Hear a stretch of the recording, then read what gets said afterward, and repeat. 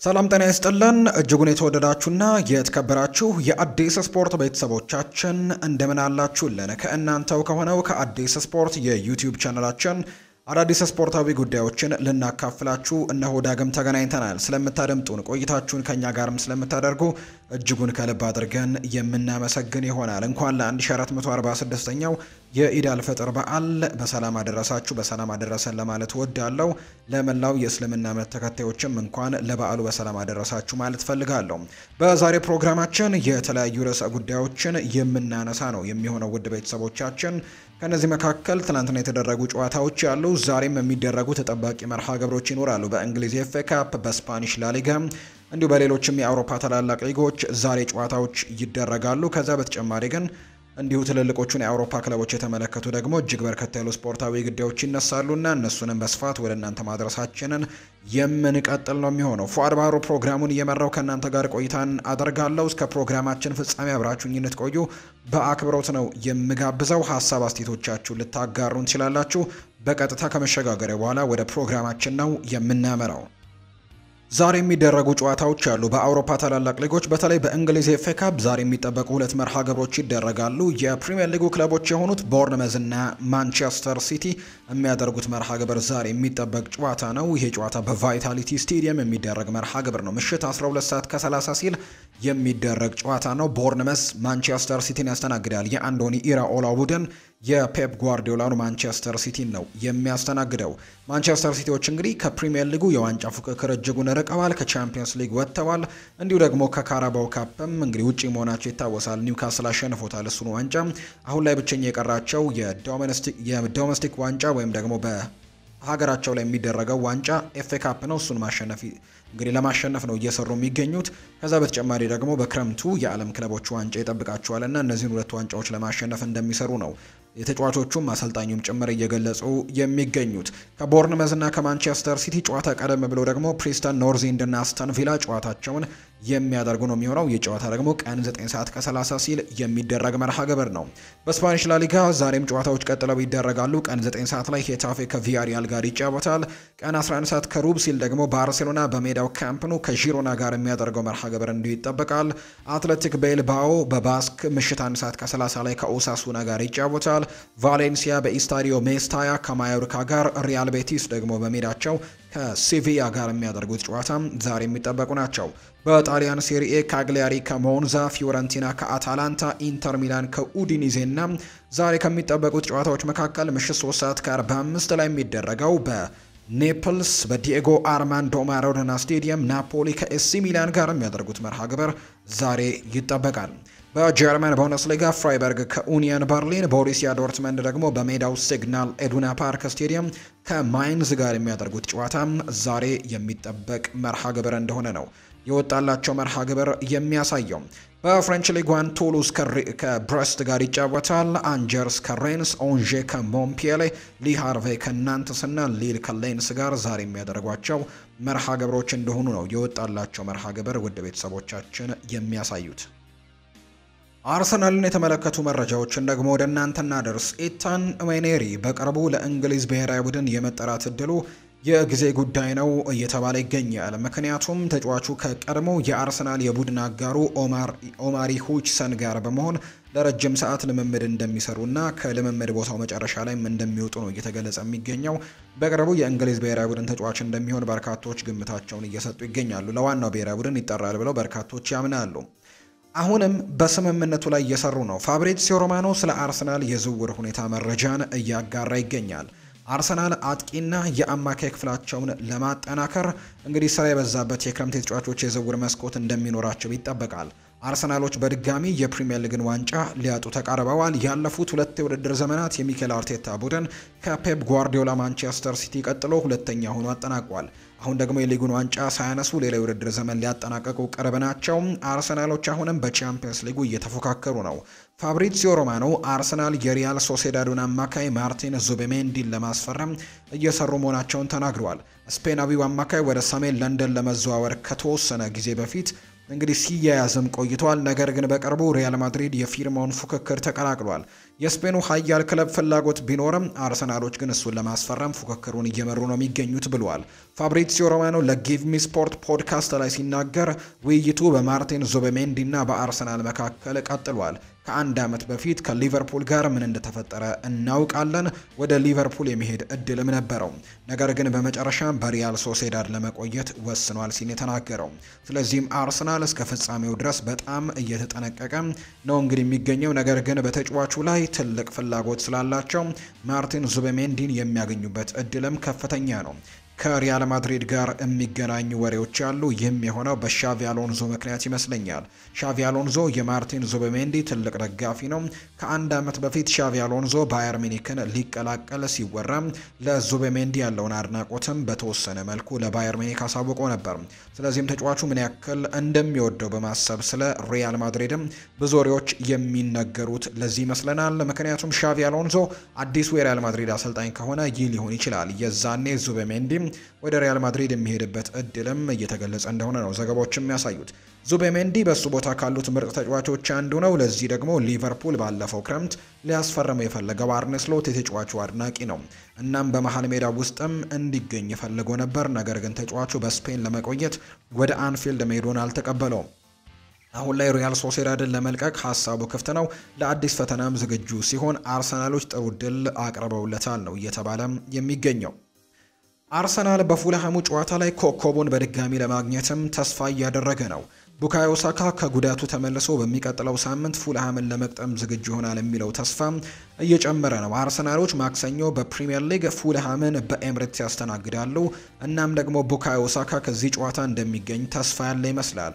ቻርልስ ዋትስ ከከቼንድ ኦፍሳይድ ጋር በነበረው ቆይታ ለአርሰናል ደጋፊዎች መልካም ዜናን አካፍሏል። ሳካ ወደ መመለሻው እየተቃረበ ይመስላል። ይህ ማለት ግን መጪዎቹ ሳምንታት ከሚደረገው የቻምፒየንስ ሊግ የሪያል ማድሪድ ጨዋታ በፊትም ደቂቃዎችን የማግኘት እድል አለው ማለት ነው።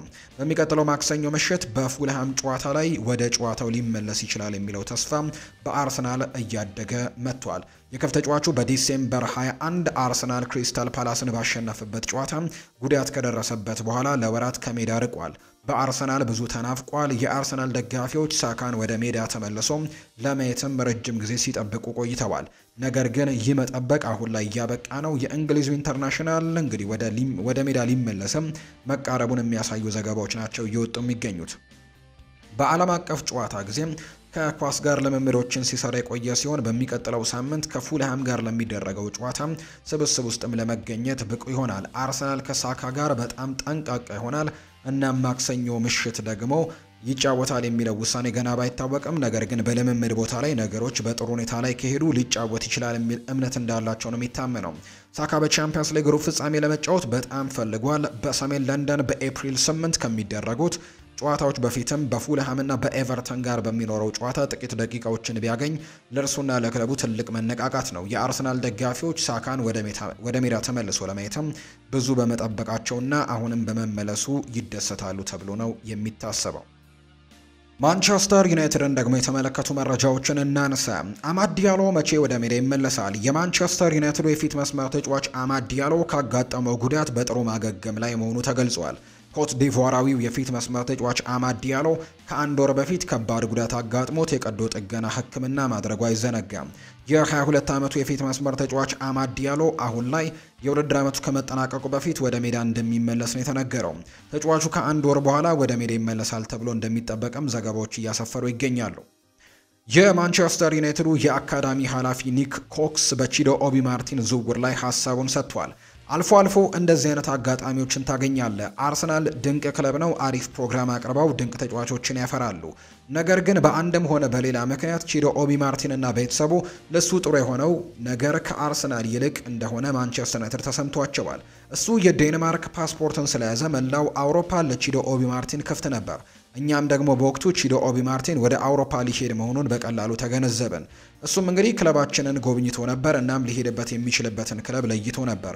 እኛም ደግሞ ይህንን ተጫዋች የማግኘት እድሉ እንዳለንና አርሰናል ደግሞ መልቀቅ እየፈለገ እንደሆነ አስበን ነበር። ከዛም ነው እሱን ለማስፈረም የምንችለውን ሁሉ ማድረግ የጀመርነው ሲልም የተናገረው። የማንቸስተር ዩናይትድ ወጣት ቡድን አሰልጣኝ ኮል ፓልመር ወጣት እያለ ሊያስፈርሙት እንደነበር ተናግረዋል። ኮል ፓልመር 16 ዓመቱ ነበር እናም እንዲለቅ ተፈቅዶለት ነበር። ማንቸስተር ሲቲ በጉዳዩ ዙሪያ እያወዛገበን ነበር። በስተመጨረሻ ማንቸስተር ሲቲ ጥሩ ኮንትራት ያቀረቡለት ይመስለኛል። ነገር ግን ሁሌም የማንቸስተር ዩናይትድ ደጋፊ ነው እናም ደግሞ ለማስፈረምም በጣም ቀርበን ነበር ሲልም ነው እኚሁ እንግዲህ የታዳጊ ቡድኑ አሰልጣኝ የተናገሩት። የ26 ዓመቱ አጥቂ ማንቸስተር ዩናይትድን መቀላቀል አይፈልግም ብሏል ጋዜጠኛው። ማንቸስተር ዩናይትዶች የስፖርቲንግ ሊዝበኑን አጥቂ ቪክተር ዮከርሽን ለማስፈረም ትልቅ ችግር ገጥሟቸዋል።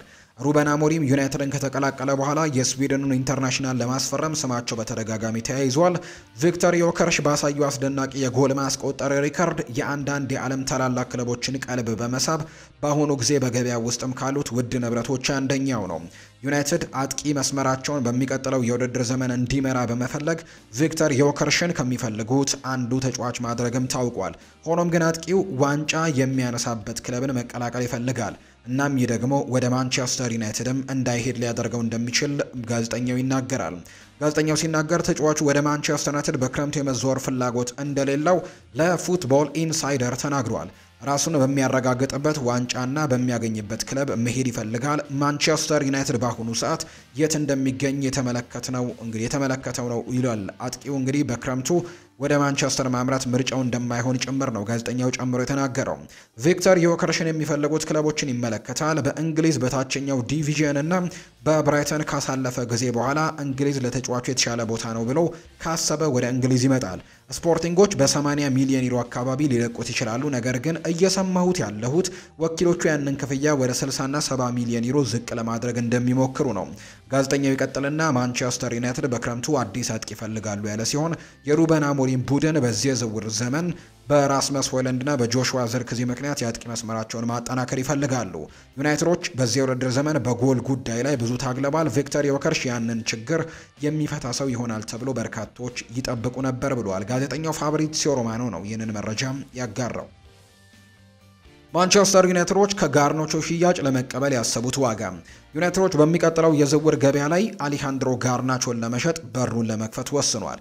የሩበን አሞሪም በኦልድ ትራፎርድ መሪ ሆኖ መምጣት የእቅድ ለውጥ አሁን ላይ አምጥቷል። የእንግሊዙ ክለብ ለአርጀንቲናዊው የክም ተጫዋች 60 ሚሊዮን ዩሮ ዋጋ አውጥቷል። ምንም እንኳን በመጀመሪያ ዓላማቸው ጋርናቾን በቡድን ውስጥ እንግዲህ ለረጅም ጊዜ ማቆየት ቢሆንም አሁን ግን ዩናይትድ አሳማኝ ጥያቄ ከቀረበለት ከተጫዋቹ ጋር የመለየት አማራጭን እያጤኑበት ነው። ጋርናቾ የመጀመሪያውን ቡድን ሰብሮ ከገባ በኋላ በሜዳው የማጥቃት ሶስተኛው ክፍል ላይ ለውጥን ማምጣት መቻሉን አሳይቷል። ይሁንና በማንቸስተር ከባድ በሆነው የውድድር ዘመን ያሳየው ብቃት ወጥነት የለውም። ተጫዋቹ እንግዲህ በተለያዩ ወቅቶች ራሱን በአውሮፓ እግር ኳስ ተስፋ ሰጪ ባለተሰጥኦ መካከልም አንዱ ሆኖ ራሱን ማሳየት ችሏል።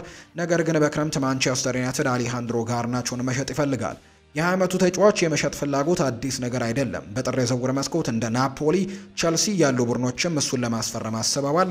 ምንም እንኳን ስምምነቱ ባይጠናቀቅም አሁን ግን የመልቀቅ ዕድሉ ከፍተኛ በመሆኑ ሌሎች ክለቦችም ሊቀላቀሉ ይችላሉ። በጣም ፍላጎት ካላቸው ቡድኖች አንደኛው አትሌቲኮ ማድሪድ ሲሆን ጋርናቾ ፊት መስመራቸውን ለማጠናከር እንደ ጥሩ አማራጭም የሚመለከቱት ሲሆን ከዩናይትድ ጋርም ለመደራደር ፍቃደኛ ይመስላሉ። በጋርናቾ ጉዳይ የመጨረሻ ውሳኔ የሚወሰነው የትኛውም ክለብ በእንግሊዙ ክለብ የተጠየቀውን ገንዘብ ለመክፈል ፍቃደኛ ከሆነ በሚለው ነው። የክረምት ወቅትም እየተቃረበ ሲመጣ የአርጀንቲናዊው ኢንተርናሽናል የወደፊት እጣ ፈንታ በእርግጠኝነት ይታወቃል ይለናል ዘገባው። ቸልሲን እንመልከት። ቸልሲዎች የማንቸስተር ሲቲውን ኮከብ ለማዛወር አስበዋል። ቸልሲዎች በክረምቱ አዲስ የግራ ክንፍ ተጫዋች ለማስፈረም እየፈለጉ ነው። ከሚፈልጓቸው አንዱ ደግሞ ጃክ ግሪሊሽ ሲሆን ተጫዋቹ በክረምቱ የማንቸስተር ሲቲውን ቆይታ ሊያጠናቀቅ ነው። ቸልሲዎች በዚህ የውድድር ዘመን በክንፍ ተጫዋቾች ምርጫ ላይ ችግር ገጥሟቸዋል። እንደ ፔድሮ ኔቶ፣ ጄደን ሳንቾ ያሉ ተጫዋቾች ባለፈው ክረምት ከመጡበት ጊዜ ጀምሮ የሚፈለገውን ተጽዕኖ ለመፍጠር ሲቸገሩ ቆይተዋል። ስለዚህም በመጪው የዝውውር መስኮት ተጫዋቾችን ማስፈረሙ አስፈላጊ ሆኖ ተገኝቷል። እናም በቅርብ ሳምንታት ውስጥ ቸልሲዎች ከበርካታ ተጫዋቾች ጋርም ተያይዘዋል። በጣም ተጨባጭ ከሆኑት አንደኛው ራፋኤል ሊያኦ ነው። እሱም በክረምት የዝውውር እንግዲህ ሊገኝ የሚችል ይመስላል። ሆኖም ግን መፍትሄ ለማግኘት በፕሪሚየር ሊግ ውስጥም እየፈለጉ ነው። እናም ፍላጎታቸውን ያነሳሳ ሰው ጃክ ግሪሊሽ ነው። ቸልሲዎች ጃክ ግሪሊሽን በክረምቱ ለማዘዋወርም እያሰቡ ነው። ቲምቶክ እንደዘገበው ቼልሲዎች ጃክ ግሪሊሽን ለማስፈረም የሚደረገውን ውድድር ተቀላቅለዋል። ተጫዋቹ ከማንቸስተር ሲቲ በክረምቱ ለመልቀቅም ዝግጁ ነው። በ2021 በ100 ሚሊዮን ፓውንድ የፈረመው የ29 ዓመቱ ተጫዋች ከቅርብ ወራት ወዲህ በኢቲያድ ከጥቅም ውጭ ሆኗል። በዚህ ምክንያትም መልቀቁ የማይቀር ይመስላል። ጃክ ግሪሊሽ በቅርብ ሳምንታት ውስጥ ከብዙ የፕሪሚየር ሊግ ክለቦች ጋር ተገናኝቷል። እንደ አስተን ቪላ፣ ኒውካስል ዩናይትድ እና ቶትንሃም ያሉ ክለቦችም ተጫዋቹን ለማስፈረም ስማቸው ሲያያዝ ነበር። ቸልሲ አሁንም ፍላጎታቸውን በማሳየት ብዙ ወጪን ሳይወጡ ሊያመጡትም እንደሚፈልጉ ነው መረጃው የሚያሳየው። ማንቸስተር ሲቲ ለጃክ ግሪሊሽ ያወጣውን 100 ሚሊዮን ፓውንድ በተቻለ መጠንም ለማካካስ እያሰበ እንደሆነ ተነግሯል። ይህም ደግሞ በርካታ የተጫዋቹን ፈላጊዎችም ሊያርቅ ቢችልም ቸልሲ ግን አሁንም ከፍ ባለ ዋጋ ሊያስፈርመው ፍላጎት እንዳለው ነው እየተገለጸ የሚገኘው። ጃኦ ፌሊክስ ወደ ማይወደው ሊግም ሊሄድ ይችላል። ፖርቱጋላዊው የፊት መስመር ተጫዋች በሚላን እያሳመነ አይደለም። ቸልሲ ከውሰት መልስም እንዲለቅ ይፈልጋል። የጃኦ ፌሊክስ የወደፊት እጣ ፈንታ በጣም ሩቅ በሆነ ክለብ ውስጥም ሊሆን ይችላል። ጃኦ ፌሊክስ በኤሲ ሚላን አስቸጋሪ ጊዜያቶችን እያሳለፈ ነው። ፖርቱጋላዊው የፊት መስመር ተጫዋች በሚላን ተፈላጊነቱን አጥቷል። ሁሉም ነገር የሚያሳየው ተጫዋቹ በክረምቱ ከሚላን እንደሚለቅ ነው። ጃኦ ፌሊክስ እሁድ ከናፖሊ ጋር በሚደረገው ወሳኝ ጨዋታ ላይ በተጠባባቂ ወንበር ላይ እንደሚሆን ሁሉም ነገር ያመለክታል። ከላትሲዮ ሊቼ እና ኮሞ ጋር ካደረገው ጨዋታ በኋላ ለአራተኛ ጊዜ በተቀያሪ ቦታ ላይም ይሆናል ተብሎ ይታሰባል። አሁንም ጃኦ ፌሊክስ በሰርሂዮ ኮንሴሳኦ ዋና እቅድ ውስጥም የለም። ጃኦ ፌሊክስ የወደፊት እጣ ፈንታው በቱርክ ሊሆን ይችላል። በዚህ ሁኔታ ኤሲ ሚላን ለቀድሞ የአትሌቲኮ ማድሪድ እና ባርሴሎና ተጫዋች የግዢ ምርጫውን እንደማይጠቀምም ግልጽ እየሆነ መጥቷል። ይባስ ብሎ ከእንግሊዝ የወጡ ዘገባዎች እንደሚያሳዩት የተጫዋቹ ባለቤት የሆነው ቸልሲ በወደፊት እቅዳቸው ላይ እንደማይመለከቱት ይናገራሉ። በዚህ እርግጠኛ ባልሆነ ሁኔታ ውስጥ አንድ ያልተጠበቀ ፍላጎት ያለው ቡድን ብቅ ብሏል። የቱርክ ሚዲያዎች እንዳረጋገጡት የቱርኩ ክለብ ጋላታሳራይ ተጫዋቹን በውሰት ውል ለማስፈረም ፍቃደኛ ናቸው። ይህም እንግዲህ ከቪክቶር ኦሲሜን ጋር እንዳደረጉት የተጫዋቹን ወኪልም ሆርጌ ሜንዴዝ በሩን ክፍት አድርጎላቸዋል። ሁለቱ አካላት ከስምምነት ከደረሱ ጃኦ ፌሊክስ በቱርክ የሚጫወትበት እድል ይኖረዋል ተብሎ ነው የሚጠበቀው። ቸልሲ የሚያሳስበው የሬናቶ ቪዬጋ ዝውውር። ቸልሲ በክረምቱ የዝውውር መስኮት ሬናቶ ቪዬጋን ከውሰት መልስ ለመቀበል እንግዲህ ሊገደድ ነው። ቸልሲ ተጫዋቹን ወደ ዩቬንቱስ ሲልከው በሜዳ ላይ መደበኛ ደቂቃዎችን እንደሚያገኝ ተስፋ በማድረግ ነበር። ነገር ግን በዩቬንቱስ እንደታሰበው አልሆነም። ወጣቱ ተከላካይ መጀመሪያ ላይ ጥቂት ጨዋታዎችን አድርጎ ነበር። 3 በሴሪኤ እና 2 በቻምፒየንስ ሊግ ጨዋታዎችን ያደረገ ቢሆንም በደረሰበት ጉዳት ምክንያት ከሜዳ ርቋል። ተጫዋቹ ከጉዳት ከተመለሰ በኋላ ተጽዕኖ ለመፍጠር ታግሏል። ከሳምንት በፊት ዩቬንቱስ በፊዮረንቲና በተሸነፈበት ጨዋታ ላይ ተጫውተዋል። ነገር ግን በሁለተኛው አጋማሽ መጀመሪያ ላይ በቶሎ ተቀይሮ ወጥቷል። እንደ ጋዜጣ ዴሎ ስፖርት ዘገባ ከሆነ ዩቬንቱስ የቆይታ ጊዜውን የማራዘም እድልን መጠቀም አይፈልግም። ክለቡ በ21 ዓመቱ ተጫዋች እምነት የለውም። እናም ሁሉም ምልክቶች እንደሚያሳዩት በክረምቱ ተጫዋቹ ወደ ቸልሲ እንደሚመለስ ያመለክታሉ። ቀደም ሲል የውሰት ጊዜው ሲያልቅ ዩቬንቱስ እሱን በቋሚነት ለማስፈረም ሊገፋበት ይችላል የሚል ወሬ ነበር። ቢሆንም ግን አሁን ላይ የመፈረም እድሉ በጣም ዝቅ ያለ ሆኗል። ፖርቱጋላዊው በጁላይ 2024 ከባትሴል 11.8 ሚሊዮን ፓውንድ ቸልሲን ተቀላቅሏል። ነገር ግን ከ18 የሊግ ጨዋታዎች አንድ የፕሪሚየር ሊግ ጨዋታ ብቻ ነው መጀመር የቻለው። ዩቬንቱስ አሁን ላይ ወጣቱን ወደ ቸልሲ መላክ የተሻለ አካሄድ ሊሆን እንደሚችልም ያምናል። ዩቬንቱስ እንደ ግሌሰር ብሬመን እና ዮሃን ካባል ያሉ ቁልፍ ተጫዋቾችን በተከላካይ መስመር ላይ በጉዳት እየታገሉ ነው። ስለዚህ ደግሞ ቪዬጋን እንደ ወቅታዊ ማጠናከሪያ ይመለከቱት ነበር። ዩቬንቱስ 4.2 ሚሊዮን ፓውንድ የሚጠጋ የውሰት ውል ክፍያ ለቸልሲ ይከፍላል ተብሎ ነው የሚታሰበው። ሪያል ማድሪድን እንመልከት። ሪያል ማድሪድ በሚቀጥለው የውድድር ዘመን የተከላካይ ስፍራውን ዴብስ ያሰፋል ተብሎ ይጠበቃል። ሎስ ብላንኮቹ በቀጣይ የውድድር ዓመት 7 ያክል ተጫዋቾችን እንዲሁ ለማስፈረም ፍላጎት እንዳላቸው ነው እየተገለጸ የሚገኘው። ዳቪድ አላባ፣ ራኡል አሴንሲዮ፣ አንቶኒ ሩዲገር እናም ደግሞ ከአካዳሚ ወደ ዋና ቡድን ያድጋሉ ተብለው የሚጠበቁ ተጫዋቾች መካከልም ያኩቡ ራሞን እንዲሁ ደግሞ ሁዋን ማርቲኔዝም ጭምር በዚህ ቡድን ውስጥ ይገኛሉ። እንዲሁም ሪያል ማድሪድ በክረምቱ ለማስፈረም ከሚፈልጋቸውና ጥሩ ሂደት ላይ ያለበት ዴን ሆይችሰንም በዚህ ዝርዝር ውስጥ ሲካተት በቀጣዩ የውድድር ዓመት ጥሩ እንግዲህ የቡድን ስኳድ ወይም ደግሞ ዴብዝ ሊኖራቸው እንደሚችል ነው የሪያል ማድሪድ ሰዎች እየገለጹ እንደሚገኙ ዘገባው እያሳየ የሚገኘው። ከኤምባፔ እና ከቪኒሲዮስ ጁኒየር በችሎታና በፍጥነት የቱን ትመርጣለህ ተብሎ ላውታሮ ማርቲኔስ ጥያቄ ቀርቦለት ነበር። ላውታሮ ማርቲኔስ ሲናገር ከኤምባፔ ፍጥነቱን እመርጣለሁ፣ ከቪኒሲዮስ ደግሞ የድሪብሊንግ ችሎታውን እመርጣለሁ ሲል ይናገራል። ሪያል ማድሪድ በመጪው የክረምት የተጫዋቾች የዝውውር መስኮት ቪኒሲዮስ ጁኒየርን ወይም ደግሞ ሮድሪጎን ለመሸጥም ሊገደድ እንደሚችል ነው ዘገባዎች እያሳዩ አሁን ላይ የሚገኙት። ሁለቱ ብራዚላዊያን ተጫዋቾች እንግዲህ በሚቀጥለው የውድድር ዓመት ለሎስ ብላንኮቹ ትልቅ ስራዎችን እየሰሩ እንደሆነ ግልጽ ነው። ባለፈው ክረምትም እንግዲህ ኬሊያን ኤምባፔ በነፃ ከመጣ በኋላ በሪያል ማድሪድ የመልበሻ ክፍል ውስጥ ያሉ ነገሮች ውስብስብ እየሆኑ መሄዳቸው ተዘግቧል። ፈረንሳዊው ኮከብ ለፕሬዝዳንቱ ፍሎሬንቲኖ ፔሬዝ ለተወሰነ ጊዜ ህልም ፊርማ ሆኖ ቆይቷል። በሳንቲያጎ ቤርናቢው አዝጋሚ አጀማመር ያሳየ ቢሆንም ኤምባፔ በውድድር ዓመቱ 43 ጨዋታዎችን አድርጎ 30 ግቦችን እና 4 አሲስቶችን ለማበርከትም በነጮቹ ቤት ጥሩ ጊዜን እያሳለፈ እንደሆነ የሚታወስ ጉዳይ ነው። ሆኖም ግን የኤምባፔ በቶሎ ተወዳጅ መሆን በቪኒሲዮስ ጁኒየር እና በሮድሪጎ ላይ ፍላጎቶች እንግዲህ የኢጎ ጉዳዮችን እየፈጠረ እንደሆነ ነው ዘገባዎች የሚያሳዩት። ሁለቱም እንደ ኤምባፔ ለቡድኑ እኩል አስተዋጽኦ እንዳላቸው ያምናሉ። ቪኒሲዮስ ጁኒየር በውድድር ዓመቱ ባደረጋቸው 39 ጨዋታዎች 18 ጎሎችን ሲያስቆጠር 11 ለጎል የሆኑ ኳሶችን በማቀበል ችሏል። ሮድሪጎም በ41 የውድድር መድረኮች 13 ግቦችን እና 8 አሲስቶችን አድርጓል። እንደ ዲያሪዮ ስፖርት ዘገባ ከሆነ ሪያል ማድሪድ የክለቡን ሚዛን ለመጠበቅ በዚህ ክረምት ከቪኒሲዮስ ጁኒየር ወይም ከሮድሪጎ ጋር ለመለየት ሊገደድ ይችላል። ነገር ግን ካርሎ አንቸሎቲ ኤምባፔን ተማምነው አንዳቸውን መልቀቅ ቡድኑን እንደሚጎዳ ያምናሉ። ስለዚህም ካርሊቶ ሁለቱንም ተጫዋቾች እንዲለቁ አይፈልጉም ነው የሚለው ዘገባው። ይህ ዘገባ በተጨማሪም ቪኒሲዮስ ጁኒየር እና ሮድሪጎ የኮንትራት ፍላጎቶቻቸውን እየጨመሩ ነው ያለ ሲሆን ቪኒሲዮስ ጁኒየር ከሎስ ብላንኮቹ ጋርም ኮንትራቱን ማደስ ይፈልጋል። ነገር ግን እንደ ኤምባፔም እንዲሁ ያለ ተጫዋች ደግሞ ኮንትራቱን ማደስ ይፈልጋል። ነገር ግን እንደ ኤምባፔ ተመሳሳይ የኮንትራት ውሎችና ደሞዞችን እንደሚጠይቅም ተዘግቧል። ይህ በእንዲህ እንዳለ ሮድሪጎም የበለጠ ዋጋ ያለው ተጫዋች መሆን ይፈልጋል። ሁለቱም ተጫዋቾች በዝውውር ገበያ ውስጥም ተፈላጊዎች ናቸው። ቪኒሲዮስ ጁኒየር ወደ ሳዑዲ ፕሮ ሊግ በእጅጉ የተገናኘ ሲሆን ሮድሪጎ ደግሞ በፕሪሚየር ሊግ ቡድኖች እየተፈለገ ነው። በሪፖርቱ መሰረት ሎስ ብላንኮቹም ከብራዚላዊያኖቹ ሁለቱ ተጫዋቾች ይልቅ ለኬሊያን ኤምባፔና ለጁድ ቤሊንጋም ቅድሚያ እንደሚሰጡ ነው ዘገባዎቹ እያሳዩ የሚገኙት። ማንቸስተር ሲቲን የተመለከቱ መረጃዎችን ደግሞ እናንሳ። ማንቸስተር ሲቲ ሁጎ ላርሰንን ለማስፈረም የሚደረገውን ፍክክር ተቀላቅሏል። ተጫዋቹ ቢያንስ 60 ሚሊዮን ዩሮ ያወጣል ተብሎ ይታሰባል። እናም ተጫዋቹ በፍራንክፈርት እስከ 2029 ድረስም የሚያቆየው ኮንትራት አለው። አርሰናል፣ ሊቨርፑል እና ቶተንሃምም ተጫዋቹን እየተመለከቱ ካሉ ቡድኖች መካከል ይገኙበታል ብሏል ፍሎሪያን ፕሌተንበርግ በዘገባው። ፔፕ ጓርዲዮላ ስለ አብዲኮዱር ኩሶኖቭ ይናገራል። ይህንን ያክል ብዙ ጨዋታዎችን ይጫወታል ተብሎ አልተጠበቀም ነበር። ነገር ግን በውድድር ዓመቱ በሙሉ በመከላከያ ክፍላችን የነበረው ሁኔታ ብዙ ጨዋታዎችን እንዲጫወት አስገድዶታል። እሱ እንግዲህ ልዩ ጥራት ያለው መሆኑ እርግጥ ነው። በእውነትም ደግሞ ልዩ ጨዋታዎችን አድርጓል። በጣም ፈጣን ነው። ፍላጎቱን ያሳያል። እንዴት የፊቱን ገጽታ እንኳን አይታይም። ነገር ግን ፍላጎቱ በብዙ ድርጊቶቹም ይታያል ብሏል። በአጭር ጊዜ ውስጥ ያለምንም ቅድመ ሁኔታ ሌላ ነገር በመገኘቱ በጣም ደስተኞች ነን። ብዙ ረድቶናል። ከቪቶር ሬሽ ጋርም ተመሳሳይ ይሆናል። እናም ደግሞ ጥሩ ነገሮችን እንደሚያሳዩም ተስፋ አደርጋለሁ። በኤምሬትስ ኤፍኤ ካፕ ያለፈው ዙር ላይ ተጫውተዋል። ሁልጊዜም ጥሩ ባህሪያቶችን አሳይተዋል።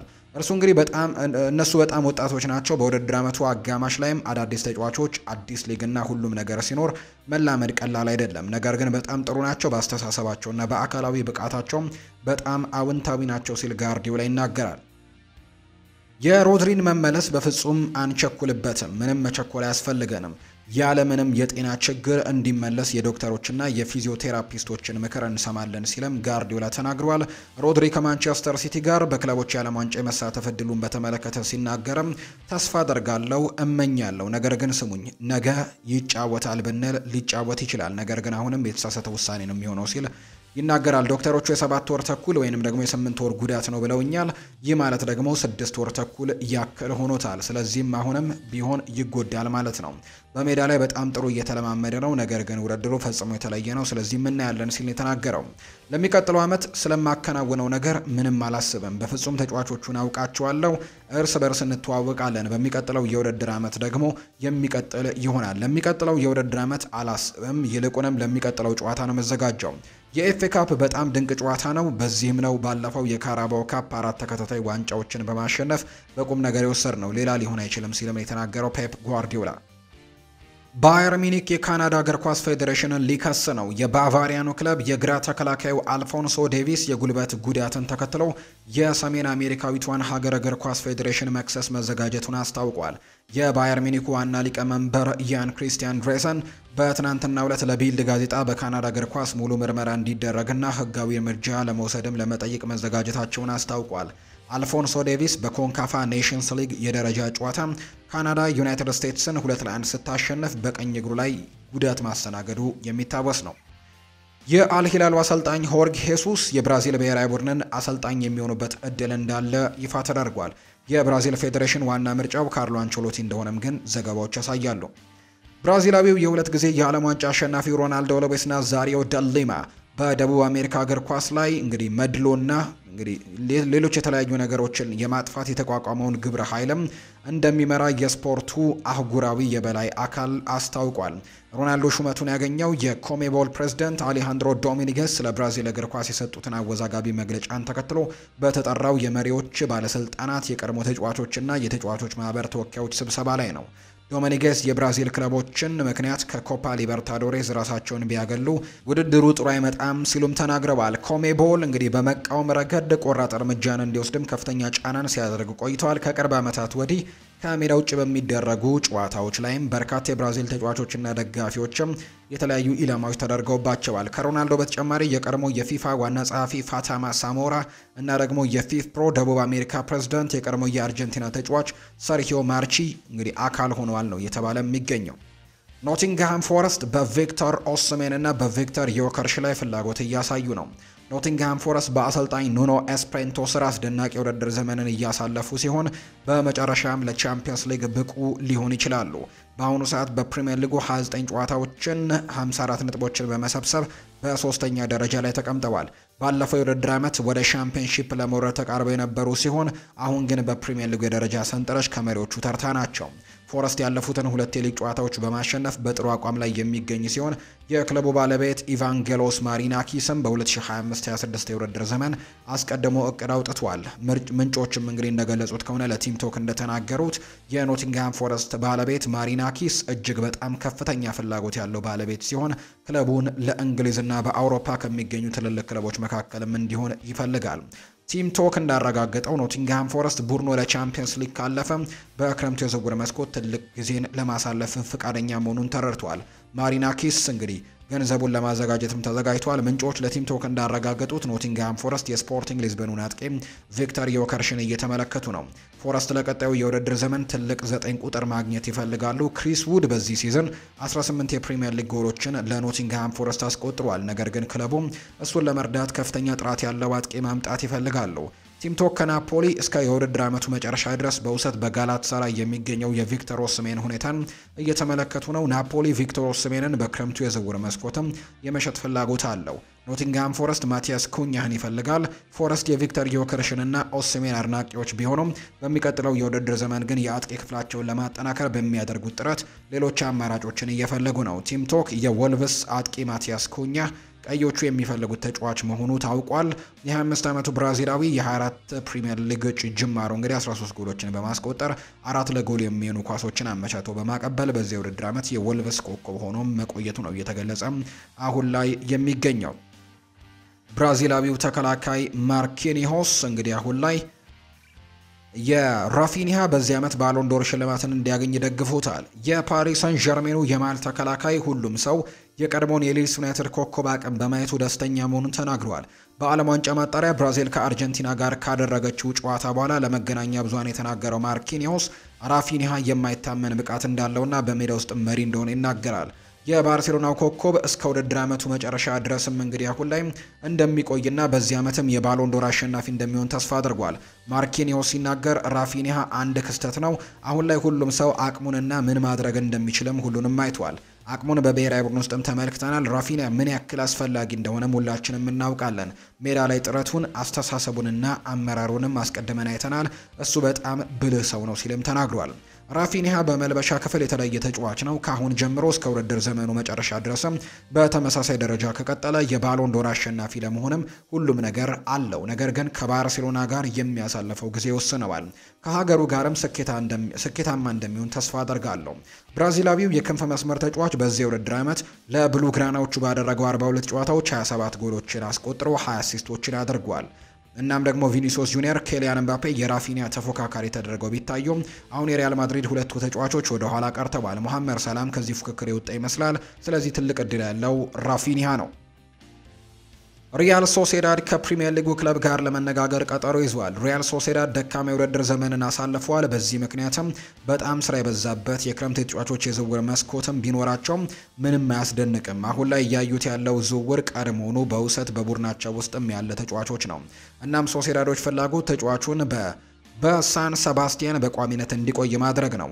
ባለፈው ክረምት ሪያል ሶሴዳዶች ከመሃል ተከላካያቸው ከሮቢን ኖርማንድ ጋር ተለያይተው ነበር። ሆኖም ግን በመጨረሻው ቀን ከፕሪሚየር ሊጉ ክለብ ዌስትሃም ዩናይትድ በውሰት ናይፍ አግዋርድን ተክተው ነበር። አግዋርድ ሶሴዳድ ከደረሰ ጊዜ ጀምሮ ትልቅ ብቃቱን አሳይቶ ነበር። ከኢጎር ዙልቢያድ ጋርም እንግዲህ በመሆን በመሃል ተከላካይ ክፍሉ ላይ ሲመሩ ነበር። አግዋርድ መከላከሉ በላሊጋው ጥሩ ይመስላል። አሁን ላይ እንግዲህ እንደተዘገበው ከሆነ ሪያል ሶሴዳዶች ተጫዋቹን በቋሚነት የማቆየት እድልን እየተመለከቱ ነው። ባለፈው ክረምት በሪያል ሶሴዳድና በዌስትሃም መካከል በተደረገው ስምምነት አካልም ምንም አይነት የግዢ አንቀጽ አልተጨመረም። ይህ ማለትም የሞሮኮን ኮከብ ለማቆየትም የባስኩ ቡድን በድጋሚ መደራደር አለበት ማለት ነው። ነገር ግን በቀላሉ ይህንን ውል ቋሚ ማድረግ አይችሉም። የፕሪሚየር ሊጉ ክለብ ናይፍ አግዋርድን ወደ ፕሪሚየር ሊግ ለመመለስ ፍላጎት እንዳለው የተሰማ ሲሆን ተጫዋቹ አሁን ላይ ባለፈው ክረምት ወደ ሴባስቲያን ከሄደ በኋላ በአዲሱ የዌስትሃም አለቃ ግርሃም ፖተር እቅድ ውስጥም እንደሆነ ተሰምቷል። ይሁን እንጂ የተጫዋቹ ፍላጎት ዝውውሩ ላይ ለውጥ ሊያመጣ ይችላል። አጓርድ በስፔን መቆየት እንደሚፈልግ ለዌስትሃም የተናገረ በመሆኑ በስምምነቱ ላይ ለመደራደር ሊገደዱ ይችላሉ። በአሁኑ ጊዜ ሁሉም እንግዲህ ቡድኖች በክረምቱ ዝውውር ላይ ያተኩራሉ። ነገር ግን ይህ ጉዳይ በክረምቱ መጀመሪያ ላይ መፍትሄ ያገኛል ተብሎ ነው የሚጠበቀው። የደርቢ ጨዋታዎች የተጫዋቾችና የደጋፊዎች አለሸነፍ ባይነት፣ ሰላማዊ ባላንጣነት፣ ቁጭት፣ ደስታና መከፋት እንግዲህ ከፍ ብለው የሚታዩባቸው ናቸው። ይህ የደርቢ ግለት የአርጀንቲና ሁለቱ ባላጣ ክለቦች ሪቨር ፕሌትና ቦካ ጁኒየርስ ሲገናኙ ደግሞ ይበልጥ ያይላል። የሪቨር ፕሌቱ ኢስታዲዮ ሙኒሲፓል ቦካ ጁኒየርስን ሲያስተናግድ እንዲሁ ደግሞ ሪቨር ፕሌቶች ወደ ቦምቤኔራ ስቴዲየምም ሲያቀኑ የአርጀንቲና ምድር ይርዳል። በዓለማችን እግር ኳስ ከምንመለከታቸው የደርቢ ፍልሚያዎች መካከል የሱፐር ክላሲኮ ደርቢ በብዙ መለኪያዎች አቻ አይገኝለትም። ከሜዳ ውስጥ ፉክክር ባልተናነሰ በህብረ ዝማሬዎች የደመቀ ድባብም የሚታይበት የሱፐር ክላሲኮ ደርቢ የትኞቹም ጨዋታዎች የፍጻሜ ያክል ነው የሚቆጥሩት። ምስረታቸውን በዋና ከተማ ቦነስ አይረስ ደቡባዊ ክፍል ያደረጉት ሁለቱ ክለቦች የደርቢ ፍልሚያ የተጀመረው በፈረንጆቹ 1913 እንደነበር ይነገራል። ገና ከጀምሩ ጉሽማ የተስተናገደበት የደርቢ ትንቅንቅ ሁለቱ ክለቦች በ2016 ባደረጉት የወዳጅነት ጨዋታ ላይ 5 ቀይ ካርዶች መመዘዛቸው የባላንጣነቱን ስሜት ከፍ ያለ ስለመሆኑ አንዱ ማሳያ ነው። የሁለቱን የአርጀንቲና ክለቦች ደርቢን ካገነኑት ጉዳዮች አንደኛው ደግሞ በእግር ኳስ ያላቸው ተቀራራቢ ስኬት ሲሆን ሪቨር ፕሌት 38 ጊዜ እንዲሁም ቦካ ጁኒየርስ ደግሞ 35 ጊዜ የሊጉን ዋንጫ አሸንፈዋል። ከሀገር ውስጥ ውድድሮች ባለፈው በአውሮፓ ሻምፒየንስ ሊግ ትይዩ እንግዲህ በሚካሄደው የደቡብ አሜሪካ ክለቦች ውድድርም ኮፓ ሊበርታዶሬስ ቦካ ጁኒየርስ 6 ጊዜ እንዲሁም ሪቨር ፕሌት 4 ጊዜ ሻምፒዮን መሆን ችለዋል። አሃዛዊ ጥናቶች እንደሚያሳዩት ከአጠቃላይ እንግዲህ አርጀንቲናውያን የእግር ኳስ ደጋፊዎችም ከ65 በመቶ የሚልቁት የቦካ ጁኒየርስ አሊያም የሪቨር ፕሌት ደጋፊዎች ናቸው። 113 ዓመታትን ባስቆጠረው የሱፐር ክላሲኮ ደርቢ ሁለቱ ክለቦች 263 ጊዜ ተገናኝተው ቦካ ጁኒየርስ 92 ጊዜ እንዲሁ ደግሞ ሪቨር ፕሌት 87 ጊዜ ድል ሲቀናቸው ቀሪዎቹን 84 ጨዋታዎች ደግሞ በአቻ ውጤት ተጠናቀዋል። በነጭ መደብ ላይ እንደ ጃኖ ባገለደሙት ቀይ ቀለም ማሊያቸው የሚታወቁት ሪቨር ፕሌቶች ሚሊዮኖች እንግዲህ በመባል ይታወቃሉ። በቀደሙት ጊዜያት ለተጫዋቾች ዝውውር ከፍተኛ ወጪ ያወጡ ስለነበር ይህን ስያሜ ማግኘታቸው ይገለጻል። ዚነሲን በሚባል ቅጽል ስም የሚታወቁት ቦካ ጁኒየርሶች በእነዚህ በሚኖሩ እንግዲህ በአርጀንቲና በሚኖሩ ጣሊያናውያን ስደተኞች በፈረንጆቹ 1905 እንደተመሰረተ ይነገርለታል። ዚነሲስ የሚለውም መጠሪያ ያገኘው እንግዲህ ዚኖዚ ከሚለው የጣሊያን ቃል የተወሰደ ሲሆን የዤኗ ሰዎች የሚል ትርጉምም አለውን የተባለው የዤኗ የጣሊያን ከተማ ናት። ዲየጎ አርማንዶ ማራዶና በደረቱ ላይ አግድም እንግዲህ ቢጫ መስመር ያለበት የቦካ ጁኒየርስን ሰማያዊ ማሊያም ለብሰውም ካለፉ ከዋክብት መካከል ዋነኛው እንደሆነ በርካቶች ያነሳሉ። የተወደዳችሁና የተከበራችሁ ቤተሰቦቻችን ለዛሬ ያዝንላችሁ አዳዲስ ስፖርታዊ ጉዳዮቻችን እነዚህን ይመስላሉ። ስላደመጣችሁን ስለተከታተላችሁን እጅጉን ከልብ አድርገን እናመሰግናለን። ቪዲዮአችንን ላይክ፣ ቻናላችንን ሰብስክራይብ እያደረጋችሁ ከኛ ጋር የነበራችሁ በሙሉ እጅጉን ላቅ ያለ ምስጋናችንን ለእናንተ ማድረስ እንወዳለን። እንኳን ለ1446ኛው የኢድ አልፈጥር በዓል በሰላም አደረሳችሁ ለማለት እንወዳለን። በዓሉ የሰላም የጤና እንዲሆንም በአክብሮት እንመኛለን። መልካም ቀን እንዲሆንላችሁም በአክብሮት ተመኘው።